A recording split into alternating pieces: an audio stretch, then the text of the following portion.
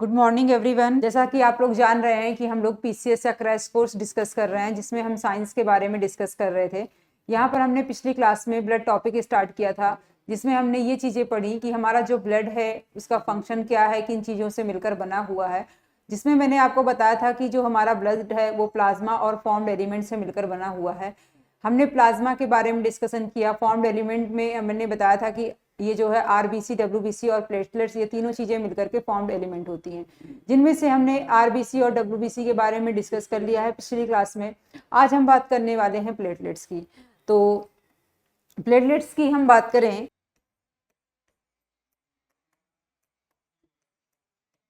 Platelets की अगर हम बात करें तो हिंदी में हम इसे पट्टिकाडू बोलते हैं। लेकिन आपके एग्जाम में प्लेटलेट्स ज्यादातर लिखा हुआ आता है, पट्टिकाडू नहीं लिखा हुआ आता है। और पहले आपके एग्जाम में मैंने आपको पहले ही बताया कि आप ऐसे टर्म्स आते थे नॉर्मल लैंग्वेज वाले, बट अभी हमारे एग्जाम में साइंटिफिक टर्म आने लगे हैं। तो साइंटिफिक टर्म की बात करें तो आपके पीसीएस का जो एग्जाम होता है वहां पर अब प्लेटलेट्स लिखा हुआ नहीं आता है, प्लेटलेट्स का साइंटिफिक नेम आता है। प्लेटलेट्स के साइंटिफिक नेम की बात करें तो इसका जो साइंटिफिक नेम होता है वो होता है थ्रोम्बोसाइट। क्या होता है इसका नाम? थ्रोम्बोसाइट।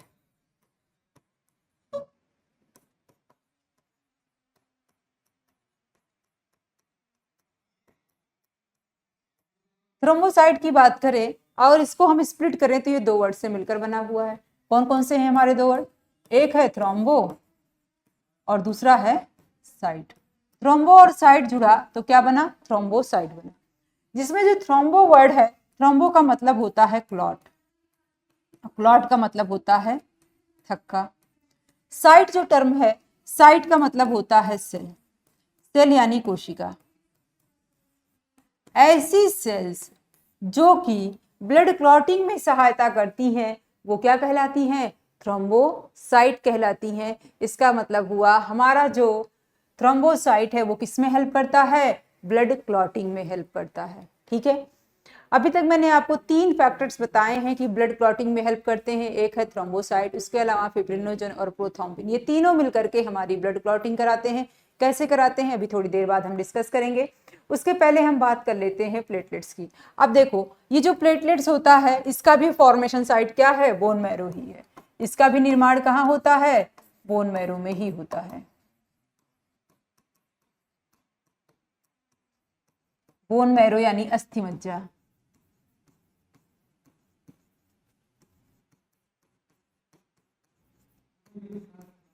अस्थिमज्जा यानी बोन मैरो में फॉर्मेशन होता है हमारे थ्रोम्बोसाइट का। लाइफ स्पैन की बात करें, जीवन काल की बात करें कि इसका जीवन काल कितने दिनों का होता है, तो इसका लाइफ स्पैन होता है 3 to 5 डेज। ठीक है, इसका लाइफ स्पैन कितना होता है? 3 to 5 डेज होता है। उसके अलावा अब हम बात करते हैं अमाउंट की, इसके कि इसका अमाउंट क्या होता है। तो जो इसका अमाउंट होता है वो 1.5 लाख से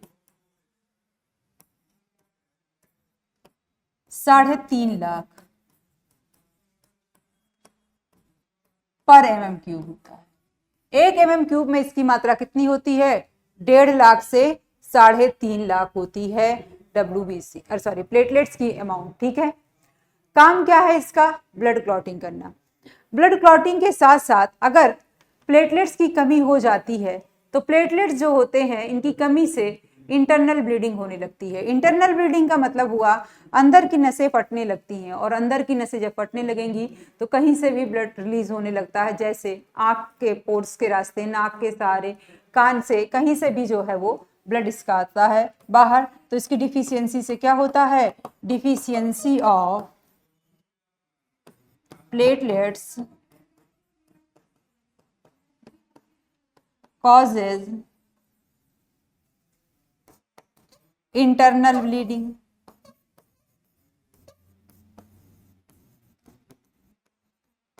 प्लेटलेट्स की कमी की वजह से आंतरिक रक्तस्राव होता है ना। तो प्लेटलेट्स की कमी की वजह से आंतरिक रक्तस्राव होता है। ठीक है, बात समझ में आई? ये बातें थी प्लेटलेट्स की। अभी तक हमने पिछली क्लास में डिस्कस कर लिया है कि जो है हमारे फॉर्म्ड एलिमेंट के बारे में भी हमारा डिस्कशन कंप्लीट हुआ है। अब हम बात करते हैं ब्लड क्लॉटिंग के बारे में, है ना। ब्लड क्लॉटिंग की अगर हम बात करें तो हमें ब्लड क्लॉटिंग की रिक्वायरमेंट क्यों हुई? देखो, ब्लड क्लॉटिंग की हमें रिक्वायरमेंट इसलिए हुई, जब भी हमें चोट लगती है और चोट लगी और पूरा ब्लड जो है हमारा अगर क्लॉट नहीं हुआ तो एक टाइम के बाद पूरा ब्लड फ्लो हो जाएगा शरीर से, और ब्लड ही नहीं बचेगा बॉडी में तो हार्ट पंप क्या करेगा।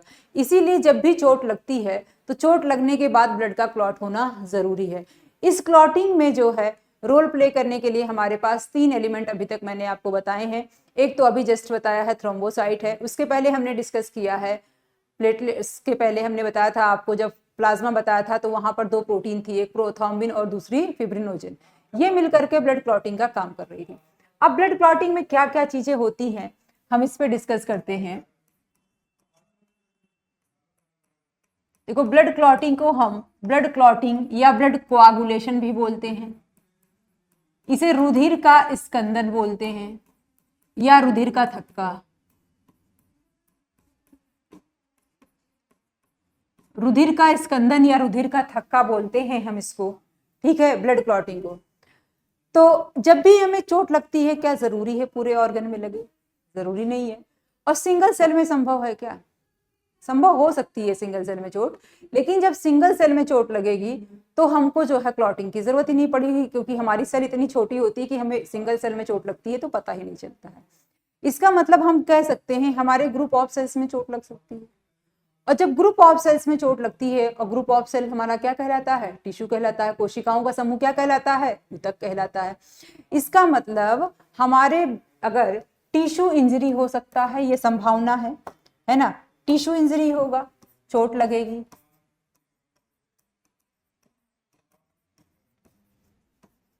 ऊतक चोटिल होगा, ठीक है।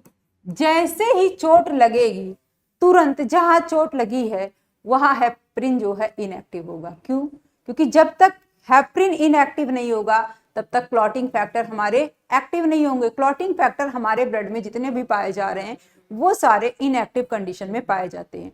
जैसे ही चोट लगती है और हेपरिन इनएक्टिव होता है तभी जाकर के क्लॉटिंग फैक्टर एक्टिव होते हैं। तो जैसे ही हमारा हेपरिन इनएक्टिव होगा सबसे पहले हमारा थ्रोम्बोसाइट आएगा। कौन आएगा? थ्रोम्बोसाइट। और थ्रोम्बोसाइट कौन है? प्लेटलेट्स है। सबसे पहले कौन आएगा? थ्रोम्बोसाइट आएगा और ये ऑक्सीजन के साथ रिएक्ट करेगा, और जैसे ही इसको ऑक्सीजन मिलेगी थ्रोम्बोसाइट को तुरंत ये बनाएगा थ्रोम्बोप्लास्टिन कहलाएगा। क्या कहलाएगा? थ्रोम्बोप्लास्टिन।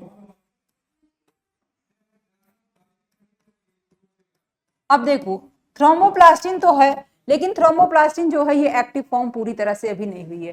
थ्रोम्बोसाइट जो है वो इनएक्टिव था, ऑक्सीजन की प्रेजेंस में वो थोड़ा सा एक्टिव हुआ है, लेकिन अभी पूरी तरह से एक्टिव नहीं हुआ। मतलब सो रहा था, आधा जग गया है और आधा भी जगना बाकी है। पूरा कैसे जगेगा? पूरा जगने के लिए इसको चाहिए कैल्शियम। जब तक इसको कैल्शियम नहीं मिलेगा तब तक ये पूरी तरह से एक्टिव नहीं होगा, और ये थ्रोम्बोप्लास्टिन अब बनाएगा थ्रोम्बोकाइनेज। जैसे ही ये पूरी तरह से एक्टिव होगा क्या कहलाएगा? थ्रोम्बोकाइनेज कहलाएगा, ठीक है। अब होता क्या है कि थ्रोम्बोसाइट हमारा सबसे ज्यादा एक्टिव फॉर्म जो है उसकी क्या है? थ्रोम्बोकाइनेज है। अब इसके बाद बारी आएगी प्रोथ्रोम्बिन की। प्रोथ्रोम्बिन जो है ये भी इनएक्टिव कंडीशन में है। ये भी क्या है? इनएक्टिव कंडीशन में है, अक्रिय अवस्था में है, यानी ये भी क्या है? सो रहा है। इसको कौन एक्टिव करेगा? तो इसको एक्टिव करता है थ्रोम्बोकाइनेज। थ्रोम्बोकाइनेज के साथ साथ इसको एक्टिव करने का काम करता है विटामिन के। विटामिन के और थ्रोम्बोकाइनेज ये दोनों मिलकर के एक्टिव करते हैं प्रोथ्रोम्बिन को और बना लेता है ये थ्रोम्बिन। जैसे ही ये एक्टिव होगा इसका नाम बदल जाएगा, क्या कहलाएगा? थ्रोम्बिन। थ्रोम्बिन इसकी एक्टिव फॉर्म, ठीक है। अब जो है होता क्या है कि बारी किसकी आएगी? अब फिब्रिनोजन की आएगी। फिब्रिनोजन भी क्या है? इनएक्टिव कंडीशन में है। और फिब्रिनोजन के नाम से आपको पता चल रहा है कि फिब्रिनोजन के नाम में क्या है? फाइबर है। तो फिब्रिनोजन के जो फाइबर्स होते हैं ये फाइबर्स के फॉर्म में पाया जाने वाला प्रोटीन है। इसके फाइबर्स जो है हमारे ब्लड में इधर उधर घूमते रहते हैं। जैसे ही इसको एक्टिव करता है थ्रोम्बिन, और थ्रोम्बिन जैसे इसको एक्टिव करता है इसके फाइबर्स इकट्ठा होना शुरू होते हैं, और जैसे इसके फाइबर इकट्ठा होना शुरू होते हैं ये क्या बना लेते? कहलाएगा फिब्रिन कहलाएगा। और ये एक जाली नुमा स्ट्रक्चर बना लेते हैं, इसके फाइबर्स इकट्ठा होकर क्या करेंगे, एक जाली नुमा स्ट्रक्चर बना लेंगे। ये वैसे ही स्ट्रक्चर बनाते हैं जैसे आजकल हमारे घरों में दरवाजे लग रहे हैं जाली वाले। और दरवाजे जाली वाले क्यों लग रहे हैं, इसलिए लग रहे हैं कि कोई भी मच्छर मक्खी वगैरह आए तो उसी में फंस जाए। ठीक वैसे ही जब ही हमको चोट लगी थी और उस टाइम पे हमारी सेल्स क्या हुई थी, डेड हुई थी, तो जितनी भी डेड सेल्स हैं वो आकर के सब इसी में फंसने लगेंगी। और जैसे जैसे डेड सेल्स इकट्ठा होती जाएंगी ब्लड क्लॉटिंग होती जाएगी। यही जो प्रोसेस होती है वो हमारी ब्लड क्लॉटिंग की होती है। तो आपके पीसीएस का जो एग्जाम है यहाँ से ये स्टेप नहीं पूछता है। स्टेप तो इसलिए बताया है मैंने ताकि आप टॉपिक को लिंक कर सके कि आपको पता है कि थ्रोम्बोसाइट भी है ब्लड क्लॉटिंग का फैक्टर, प्रोथ्रोम्बिन भी है, फिब्रिनोजेन भी है, ये कब एक्टिव होते हैं, कब किसकी जरूरत लगती है, इसके लिए ये बताया। यहाँ से जो आपके एग्जाम में क्वेश्चन आते हैं वो ये पूछता है कि प्रोथ्रोम्बिन की एक्टिव फॉर्म कौन सी है, फिब्रिनोजेन की एक्टिव फॉर्म कौन सी है, या फिब्रिनोजेन एक्टिव है या इनएक्टिव है। उसके अलावा पूछता है कौन सा मिनरल ब्लड क्लॉटिंग में सहायता करता है। तो कौन सा मिनरल सहायता करता है ब्लड क्लॉटिंग में, यहाँ पर मिनरल कौन सा है हमारा, यहाँ पर हमारा मिनरल कौन है, कैल्शियम है। तो ब्लड क्लॉटिंग में कौन सा मिनरल सहायता कर रहा है, कैल्शियम कर रहा है। उसके अलावा पूछता कौन सा विटामिन सहायता करता है, तो विटामिन के सहायता करता है। ठीक है, इस टाइप से क्वेश्चन जो है वो आपके एग्जाम में पूछे जाते हैं यहाँ से। ठीक है, बात समझ में आई। तो ये बातें थी हमारे ब्लड क्लॉटिंग की। ठीक है, अब हम बात करते हैं ब्लड ग्रुप की, है ना। ब्लड ग्रुप की हमें जरूरत क्यों पड़ी, देखो ब्लड ग्रुप की जरूरत हमें इसलिए पड़ी कि अगर हमें किसी से ब्लड लेना हो, किसी से को देना हो, तो ब्लड को लेने और देने के बाद जो है हमें किन बातों का ध्यान रखना होगा, है ना, कि हम ब्लड किसी को दे रहे हैं या किसी से ले रहे हैं, तो उन दौरान हमें किन चीजों का, किन फैक्टर्स का ध्यान रखना है, इसके लिए हमें जरूरत होती है ब्लड ग्रुप की। तो हम बात करते हैं ब्लड ग्रुप की।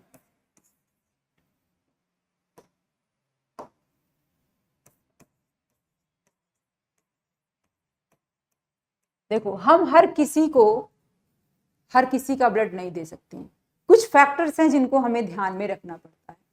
हमको ब्लड को कई तरह से हमने क्लासिफाई किया है, लेकिन जो हमें क्लासिफिकेशन डिस्कस करना है, जो हमारे पीसीएस के एग्जाम में आते हैं या हम कहें जो हमारे सिलेबस में है, वो है ब्लड ग्रुप। कार्ल लाइस्टीनर जो क्लासिफाई किया था एबीओ और आरएच फैक्टर। ठीक है, जब हम बात करते हैं एबीओ ब्लड ग्रुप की या फिर आरएच फैक्टर की, तो यहाँ पर दो चीजें आती हैं जो हमें ध्यान रखनी होती हैं। एक तो हमारा ब्लड ग्रुप क्या है और दूसरा उसमें आरएच फैक्टर प्रेजेंट है या एब्सेंट है। इसी हिसाब से हम किसी को ब्लड लेते हैं या किसी को ब्लड देते हैं। ठीक है, तो जब हम बात करते हैं, सबसे पहले बात हम करें कि ब्लड का हमारा जो एक क्लासिफिकेशन है वो है एबीओ ग्रुप और दूसरा होता है आरएच फैक्टर। जब हम बात करते हैं एबीओ ग्रुप की, तो एबीओ ग्रुप जो होता है, यहाँ पर जैसे जब हम कहते हैं हमारा ब्लड ग्रुप ए है, बी है, ए बी है या ओ है, तो ये किन वर्ड से मिलकर बना है, ये ए बी ओ से मिलकर बना है, 3 वर्ड से मिलकर बना है। ठीक है, इसी को हमने क्या कह दिया, एबीओ ग्रुप। और जब हम कहते हैं हमारा ब्लड पॉजिटिव है, निगेटिव है, तो वो किसकी वजह से पॉजिटिव और निगेटिव है, वो है आरएच फैक्टर के हिसाब से। अगर आरएच फैक्टर प्रेजेंट है तो ब्लड ग्रुप पॉजिटिव है और आरएच फैक्टर एब्सेंट है तो हमारा ब्लड ग्रुप क्या है, निगेटिव है। इन्हीं दोनों फैक्टर के बेसिस पे हमने ब्लड को क्लासिफाई किया। सबसे पहले हम बात करेंगे एबीओ ब्लड ग्रुप की। जब हम बात करते हैं एबीओ ब्लड ग्रुप की, तो यहाँ पर हमको देखिए एबीओ ब्लड ग्रुप की अगर हम बात करें तो किन फैक्टर्स को हम देखते हैं कि हमें किसी को ब्लड लेना है या किसी से देना है। तो यहाँ पर हमारे 2 फैक्टर होते हैं, एक होता है एंटीजन, एंटीजन को हम बोलते हैं प्रतिजन, और दूसरा हमारा फैक्टर होता है एंटीबॉडी, एंटीबॉडी जिसको हम बोलते हैं प्रतिरक्षी।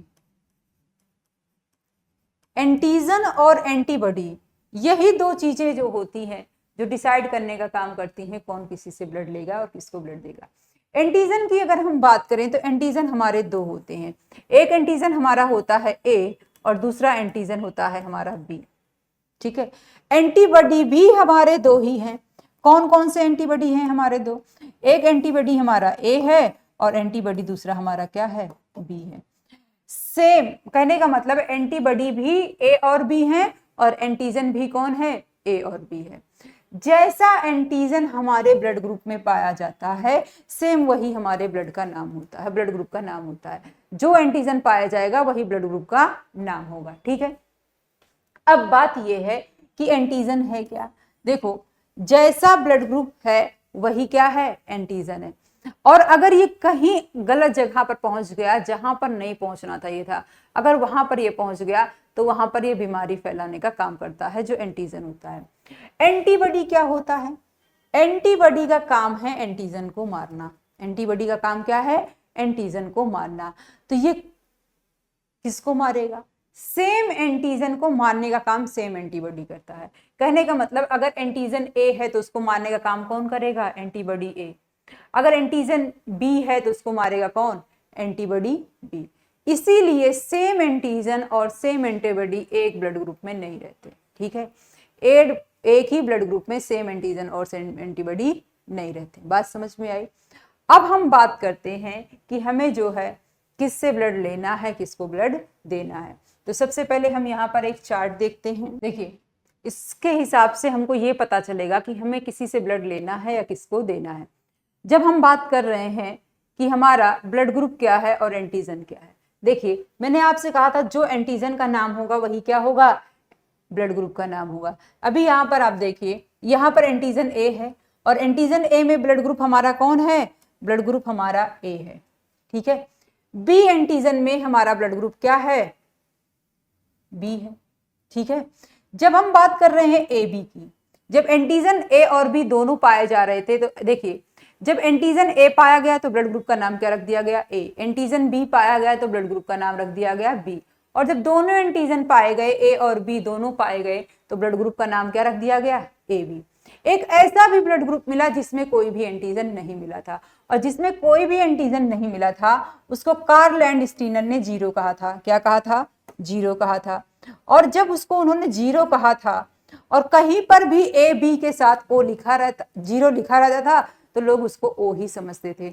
उसको जो है कंफ्यूजन को दूर करने के लिए बाद में इसको ओ ही कर दिया गया। तो इसीलिए जीरो को क्या बना दिया गया, ओ बना दिया गया, और जिसमें कोई भी एंटीजन नहीं पाया जा रहा था। सेम एंटीजन और सेम एंटीबॉडी नहीं पाए जाते एक साथ। ठीक है, होता क्या है कि जहां पर एंटीजन ए पाया जा रहा था, आप वहां पर क्या देख रहे हैं, एंटीजन बी पाया जा रहा है। क्यों, क्योंकि अगर सेम एंटीजन पाया जाता तो ये अपने ही ब्लड ग्रुप को खत्म करने लगता। इसीलिए यहाँ पर क्या है, एंटीजन की एंटीबॉडी बी पाया जा रहा है। यहाँ पर बी में आप देख रहे हैं एंटीबॉडी क्या पाया जा रहा है, ए पाया जा रहा है। एंटीबॉडी बी का काम क्या है, एंटीजन बी को मारना। यानी गलती से भी अगर ए वाले को बी वाला ब्लड ग्रुप दे दिया गया तो उसके खिलाफ उसके शरीर में क्या है, एंटीबॉडी बी मौजूद है, और वो एंटीबॉडी बी ब्लड ग्रुप को मारना शुरू कर देगी, और जिससे जो है उस इंसान के लिए खतरा होता है जिसको वो ब्लड दिया गया है। ठीक है, इसीलिए इसके पास ए वाले ब्लड ग्रुप के पास बी के खिलाफ एंटीबॉडी है, इसीलिए इसको बी ब्लड ग्रुप नहीं दिया जा सकता। बी वाले के पास ए के खिलाफ एंटीबॉडी है, लेकिन ए बी के पास जो है किसी के खिलाफ एंटीबॉडी नहीं है। क्यों नहीं है, क्योंकि इसके पास दोनों एंटीजन पाए जा रहे थे। अगर दोनों में से एक भी एंटीबॉडी इसके पास पाई जाती तो ये अपने ही ब्लड ग्रुप को खत्म करना शुरू कर देती। इसीलिए यहाँ पर कोई भी एंटीबॉडी नहीं पाई जाती। जो ओ ब्लड ग्रुप है उसमें एंटीबॉडी ए और एंटीबॉडी बी दोनों पाए जाते हैं। ठीक है, बात समझ में आई।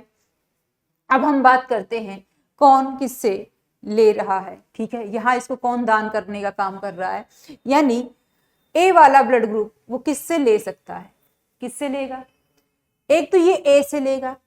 क्यों ए से लेगा, ए से इसलिए लेगा क्योंकि ए के खिलाफ जो है पास एंटीबॉडी नहीं है, इसलिए ए से ले लेगा। ठीक है, ओ से भी ले सकता है। ओ से क्यों लेगा, ओ से इसलिए ये लेगा क्योंकि ओ वाला जो है उसके पास कोई भी एंटीजन नहीं है, और जब ओ के पास कोई भी एंटीजन नहीं है इसीलिए ओ सबको डोनेट करता है। ठीक है, क्योंकि जिसका कोई एंटीजन नहीं है उससे खिलाफ कोई एंटीबॉडी होगी ही नहीं, क्योंकि एंटीजन के खिलाफ ही एंटीबॉडी प्रोड्यूस होती है, और जब इसका एंटीजन नहीं है इसलिए ये सबको डोनेट करता है। आप देखिए सबको डोनेट कर रहा है वो। ठीक है, बी वाला किसको देगा, बी को किससे लेगा, बी से लेगा और ओ से लेगा। ठीक है, ए बी किससे लेगा, ए बी अपने आप से लेगा, ए बी से, उसके अलावा ए से भी ले रहा है, बी से भी ले रहा है और ओ से भी ले रहा है। क्यों ले रहा है सभी से? क्योंकि इसके पास कोई एंटीबॉडी है ही नहीं, और जब इसके पास कोई भी एंटीबॉडी नहीं है तो इसको कोई भी ब्लड दे सकते हैं। जब हम बात करें ओ की, इसके पास एंटीबॉडी ए और बी दोनों है, इसलिए ये सिर्फ और सिर्फ किससे लेता है? सिर्फ अपने आप से लेता है। ठीक है, अब देखो ये तो हमें बात हो गई कि इसने किससे लिया है। अब किसको ये डोनेट करेगा? ए वाला। ठीक है, तो ए वाला किसको डोनेट करता है? ये इससे जो है ए जो है ए को देता है और ए बी को देता है। ए बी को क्यों देता है? ए बी को इसलिए देता है, ए बी को आप देख रहे हैं ए बी को सभी दे रहे हैं। क्यों दे रहे हैं? क्योंकि इसके पास जो है एंटीबॉडी है ही नहीं, इसलिए सबको दे रहा है, सबसे ले रहा है। बी वाला किसको देगा? बी को देगा और ए बी को देगा। ठीक है, ए बी किसको देगा? ए बी सिर्फ अपने आप को ही देता है। ओ किसको देगा? सभी को देगा।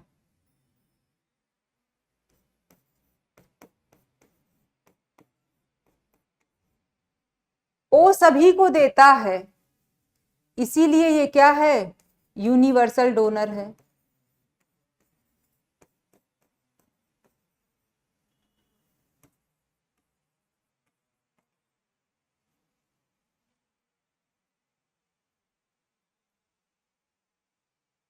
ठीक है,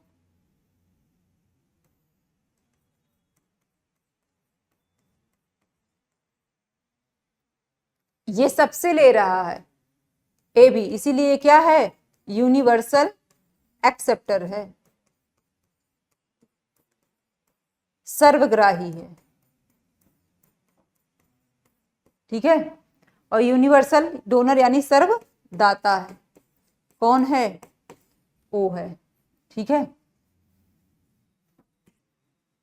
सर्वदाता ओ है और सर्वग्राही कौन है? ए बी है। लेकिन ए बी पॉजिटिव है या ए बी निगेटिव है ना? या ओ पॉजिटिव है या ओ निगेटिव है? कौन है? इस पे अगर हम थोड़ा सा डिस्कस करें तो देखो, जब हम बात करते हैं universal acceptor, A B positive है या फिर ए बी निगेटिव है? यूनिवर्सल डोनर ओ निगेटिव है या ओ पॉजिटिव है? तो एक बात ध्यान रखिए, निगेटिव वाला पॉजिटिव से ब्लड नहीं ले सकता, लेकिन पॉजिटिव वाला जो होता है वो निगेटिव से ले सकता है। बात समझ में आई? निगेटिव वाला पॉजिटिव से ब्लड नहीं ले सकता, लेकिन पॉजिटिव वाला निगेटिव से ले सकता है। यूनिवर्सल वही होगा जो सबको दे सके और सबसे ले सके। ठीक है, अब यहां हम बात कर रहे हैं यूनिवर्सल एक्सेप्टर की, और यूनिवर्सल एक्सेप्टर हमारा कौन होगा? ए बी पॉजिटिव होगा। ए बी पॉजिटिव क्यों होगा यूनिवर्सल एक्सेप्टर? क्योंकि ये निगेटिव से भी ले लेगा और पॉजिटिव से भी ले लेगा। अगर हम कहें ए बी निगेटिव है तो ए बी निगेटिव वाला पॉजिटिव से नहीं ले पाएगा, इसलिए ए बी निगेटिव यूनिवर्सल नहीं हो सकता। यूनिवर्सल कौन होगा? Acceptor, positive blood group. Acceptor कौन होगा? Positive blood group. क्यों? क्योंकि वो निगेटिव से भी ले लेगा और पॉजिटिव से भी ले लेगा, यानी ए बी पॉजिटिव जो है वो हमारा यूनिवर्सल एक्सेप्टर होगा।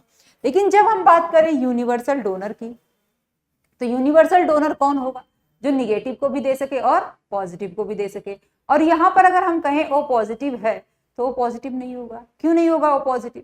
क्योंकि ओ पॉजिटिव जो है वो निगेटिव वाले को तो दे ही नहीं पाएगा, इसीलिए ये हो ही नहीं सकता। फिर कौन होगा? ओ निगेटिव होगा। क्यों? क्योंकि ओ निगेटिव पॉजिटिव को भी दे देगा और निगेटिव को भी दे देगा। तो यूनिवर्सल डोनर कौन है? यूनिवर्सल डोनर वो निगेटिव है। और यूनिवर्सल एक्सेप्टर कौन है?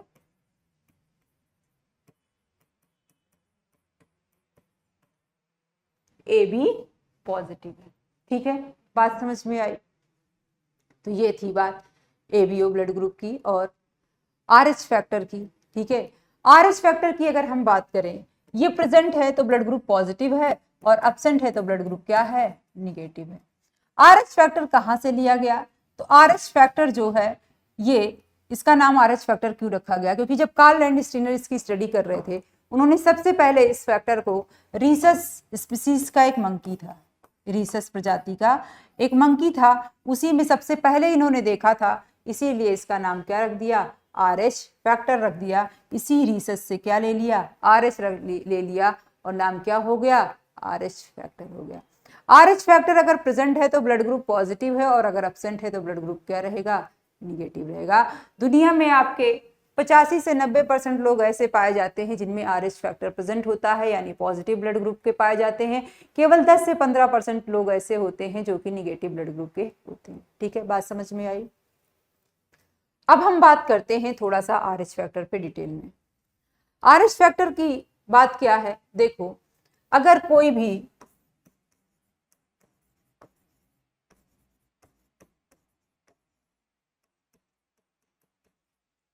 पेरेंट्स हैं और दोनों पेरेंट अगर पॉजिटिव ब्लड ग्रुप के हैं या दोनों निगेटिव ब्लड ग्रुप के हैं, अगर दोनों पॉजिटिव हैं दोनों निगेटिव हैं तो चांसेस क्या है, बच्चा भी है तो अगर दोनों पॉजिटिव पेरेंट्स हैं तो चांसेस क्या है, बच्चा भी क्या होगा, पॉजिटिव होगा। और दोनों निगेटिव ब्लड ग्रुप के हैं तो फिर बच्चा भी क्या होगा, निगेटिव ब्लड ग्रुप का है। अगर दोनों में से एक पेरेंट पॉजिटिव है और एक निगेटिव है तो इस केस में क्या होगा, 50-50 होगा, या तो निगेटिव होगा या फिर क्या होगा, पॉजिटिव होगा बच्चा। समस्या किस बात की है, समस्या इस बात की है कि अगर माँ निगेटिव ब्लड ग्रुप की हो और बच्चा क्या हो, पॉजिटिव ब्लड ग्रुप का। अगर माँ निगेटिव ब्लड ग्रुप की है और बच्चा पॉजिटिव ब्लड ग्रुप का होता है, उस समस्या में क्या होता है कि माँ का तो ब्लड ग्रुप चेंज नहीं होगा, चेंज किससे ब्लड ग्रुप में संभावना है बच्चे की। अगर माँ निगेटिव ब्लड ग्रुप की होती है और बच्चा पॉजिटिव ब्लड ग्रुप का होता है तो फर्स्ट प्रेगनेंसी में डिलीवरी में मतलब कुछ प्रॉब्लम नहीं होती, कॉम्प्लिकेशंस नहीं होती। क्यों नहीं होती, क्योंकि जो निगेटिव ब्लड ग्रुप है वो लाइफ में एक बार पॉजिटिव के ब्लड से जो है कांटेक्ट कर सकता है। जैसे अभी आपने पढ़ा ए वाला बी से ब्लड नहीं ले सकता, क्यों, क्योंकि बी के खिलाफ एंटीबॉडी होती है। लेकिन ये लाइफ में एक बार भी नहीं ले सकता, क्यों नहीं ले सकता, क्योंकि ये जो एंटीबॉडी होती है बाई बर्थ होती है। लेकिन जो निगेटिव वाला है उसके पास पॉजिटिव के खिलाफ बाई बर्थ एंटीबॉडी नहीं होती है। ये एंटीबॉडी तब प्रोड्यूस होती है जब बॉडी एक बार कांटेक्ट में आती है। जब तक बॉडी एक बार कांटेक्ट में नहीं आती है तब तक ये एंटीबॉडी प्रोड्यूस नहीं होती है। तो होता क्या है कि अगर माँ है निगेटिव ब्लड ग्रुप की और बच्चा है पॉजिटिव ब्लड ग्रुप का तो फर्स्ट प्रेगनेंसी में कुछ नहीं होता। क्यों कुछ नहीं होता, क्योंकि जो निगेटिव ब्लड ग्रुप है वो पॉजिटिव ब्लड ग्रुप के कांटेक्ट में एक बार आ सकता है। और जब फर्स्ट प्रेगनेंसी होती है, फर्स्ट प्रेगनेंसी के बाद जब प्लेसेंटा कट होता है और तब माँ के शरीर में बच्चे का ब्लड ग्रुप एंटर करता है, अब तब जो है माँ का शरीर क्या करेगा, उससे खिलाफ एंटीबॉडी प्रोड्यूस करेगा, क्योंकि अभी तक बॉडी कांटेक्ट में नहीं आई थी। और कांटेक्ट में नहीं आई थी तो उसके खिलाफ एंटीबॉडी थी नहीं बॉडी में पहले से। और एंटीबॉडी प्रोड्यूस करने के लिए पॉजिटिव के खिलाफ इसको बॉडी को एक बार कांटेक्ट में आना पड़ेगा। जब प्लेसेंटा कट हुआ और उस टाइम पे माँ के शरीर में पॉजिटिव ब्लड एंटर किया, तब जो है माँ का शरीर अब क्या करेगा, एंटीबॉडीज बनाना शुरू करेगा। जब सेकंड प्रेगनेंसी होगी और सेकंड प्रेगनेंसी के दौरान अब माँ का शरीर पहले से ही एंटीबॉडी प्रोड्यूस करके बैठा हुआ है पॉजिटिव के खिलाफ। अब इस केस में क्या होता है कि जो माँ का शरीर है यानी माँ का जो इम्यून सिस्टम है वो बच्चे के आरबीसी को मारना शुरू कर देता है, जिससे जो है बच्चे को सीवियर एनीमिया और सीवियर जॉइंडिस हो जाता है और जिससे बच्चे की डेथ हो जाती है। ये डेथ जो है या तो डिलीवरी के पहले या तो डिलीवरी के कुछ घंटों के बाद हो जाती है। ये केसेस पहले बहुत होते थे, अभी नहीं हो रहे हैं क्योंकि अब लोग अवेयर हो चुके हैं, डॉक्टर के पास जाते हैं और डॉक्टर उनको पहले से इन्फॉर्म कर देते हैं कि अगर आपका निगेटिव ब्लड ग्रुप है तो आपके साथ ऐसे ऐसे केसेस हो सकते हैं। इसके लिए आपको फर्स्ट डिलीवरी के बाद एक वैक्सीन लेनी पड़ेगी, जिस वैक्सीन का नाम होता है रोहगम। ठीक है, तो रोहगम जो होता है इस वैक्सीन को लिया जाता है जब ऐसा केस होता है। और इसमें जो सेकंड प्रेगनेंसी या आप कह सकते हैं सेकंड जो चाइल्ड होता है उसके डेथ होने की संभावना होती है। और इस डिजीज का नाम होता है, इस केस का नाम होता है एरिथ्रोब्लास्टोसिस फीटालिस या फिर हीमोलिटिक डिजीज ऑफ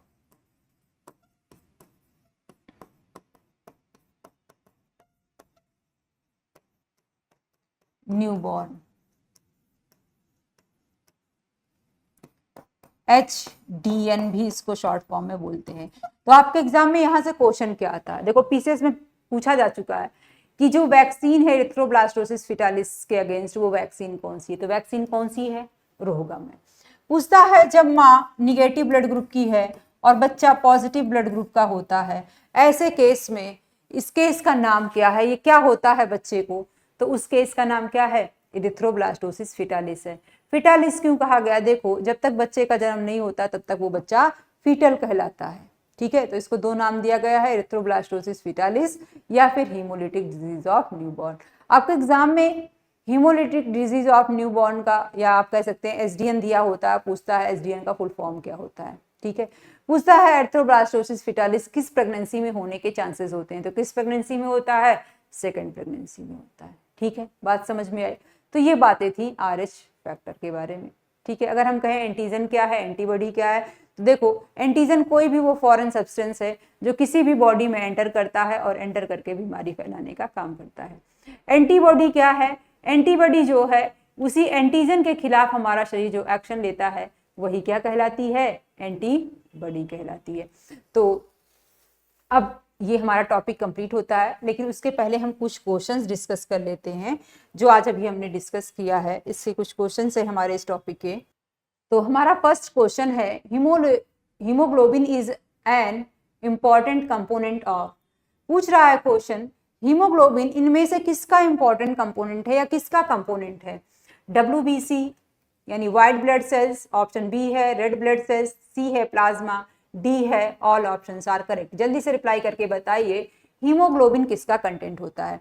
देखो अभी थोड़ी देर पहले मैंने बताया था हीमोग्लोबिन क्या काम करता है, हमारे ब्लड को रेड कलर प्रोवाइड करता है और रेस्पिरेटरी गैसेस को ट्रांसपोर्ट करता है। और यहाँ पर ब्लड का रेड कलर कहाँ पर है, रेड कलर कहाँ पे है, आरबीसी में है, यानी रेड ब्लड सेल्स में है। तो इसका मतलब हमारा ऑप्शन क्या करेक्ट होगा, ऑप्शन बी हमारा करेक्ट होगा।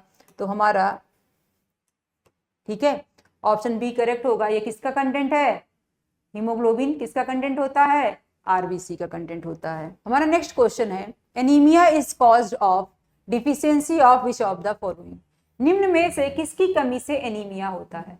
तो देखो मैंने अभी थोड़ी देर पहले आपको बताया था, नेक्स्ट क्लास इसके प्रीवियस क्लास में बताया था, जब आरबीसी पढ़ाया था तो उसमें बताया था कि जो हीमोग्लोबिन होता है या फिर आप कह सकते हैं आरबीसी, हीमोग्लोबिन या आरबीसी की कमी से क्या होता है, एनीमिया होता है। और हीमोग्लोबिन जब मैंने बताया था तो मैंने कहा था ये दो पार्ट से मिलकर बना है, हीम प्लस ग्लोबिन। और हीम क्या था, आयरन कंटेनिंग कॉम्प्लेक्स कंपाउंड था। तो ये क्या है, आयरन कंटेनिंग कॉम्प्लेक्स कंपाउंड, यानी हीमोग्लोबिन की कमी से एनीमिया होता है। और हम कह सकते हैं कि आयरन की डिफिशियंसी से भी क्या होता है, एनीमिया होता है, ठीक है। बढ़ते हैं हम अपने अगले क्वेश्चन की ओर। हु डिस्कवर्ड ब्लड ग्रुप, किसने ब्लड ग्रुप की खोज की थी। तो अभी थोड़ी देर पहले ही मैंने बताया है, कार्ल लैंडस्टीनर। कार्ल लैंडस्टीनर ने ब्लड की डिस्कवरी की थी। रुधिर ग्रुप की खोज किसने की थी, कार्ल लैंडस्टीनर ने की थी। हमारा नेक्स्ट क्वेश्चन है, in the ABO system blood group O is characterized by, ABO जो सिस्टम अभी हमने डिस्कस किया है उसमें पूछ रहा है O के बारे में कौन सी बातें सही हैं।